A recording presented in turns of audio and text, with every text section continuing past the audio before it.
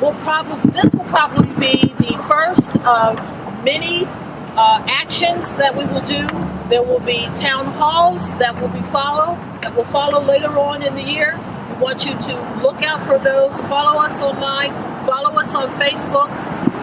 We are concerned because there are a lot of things in Nashville now that we are presently contending with. We already have a huge problem with homelessness in our city. We have a huge problem with inadequate transportation in our city. And we have a growing problem of housing that is absolutely not affordable for the average working person. We are very concerned that our teachers, our workers in the public sector were not able to receive their cost of living raises, but yet our city has found incentive pay for a company owned by the richest man in the world that's moving his company here to Nashville. So our goal is to hope that our council will do what we're doing, do their due diligence, begin to do the research on Amazon's track record in Seattle. Were they a good neighbor? Nashville is a great city, and we welcome companies coming here, but we expect them to be good neighbors. We expect them to be responsible. We expect them to do the least amount of harm as possible as our city continues to grow. So once again, thank you for being here. Thank you for being out here on this cold night. And just to reiterate what Jackie had said earlier, we are concerned about Amazon coming to Nashville. We have been involved in some movements here lately, the transit referendum, and there are some things that the city needs to do for the people that live here. We have had so many people being displaced because their houses are being sold or just bulldozed down for luxury condos. We're having so many people that work in hotels and restaurants having to move way out in the city because they can't afford to live here. It's not right that an average 2-bedroom house is $1,500 an apartment to rent, and that's if you can find one.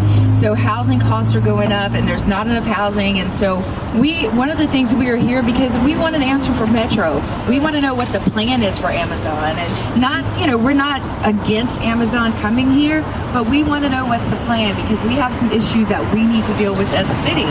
We want answers. We want 31,000 units of affordable housing. We want transit equity. We're tired of seeing and hearing about people getting killed as they're walking across the street to get to a bus stop. We have started our very own Red for Ed movement here in Nashville. You will notice that your teachers are wearing red on Tuesdays. I'm dressed somewhere between, I think, ketchup and barbecue sauce. That's what my students told me today.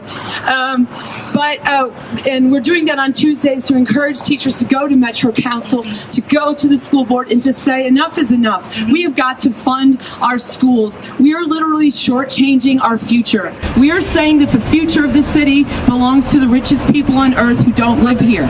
We are not saying that it belongs to the children who are sitting in our classrooms right now. I talked to a school psychologist the other day.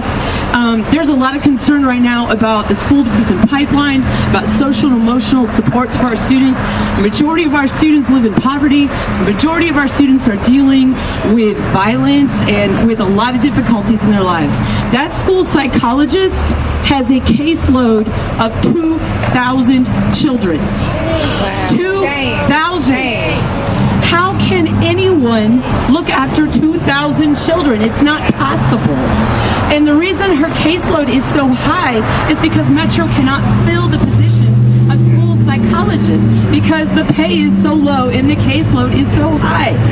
We are when we say that teachers and the people who work in the schools need raises, obviously those of us who work in those positions need to be able to afford to live here as well. But I would like for our city leaders to think about how the choices of how they spend money is impacting the students that we have. If we are not providing those supports, then what do we expect for our future?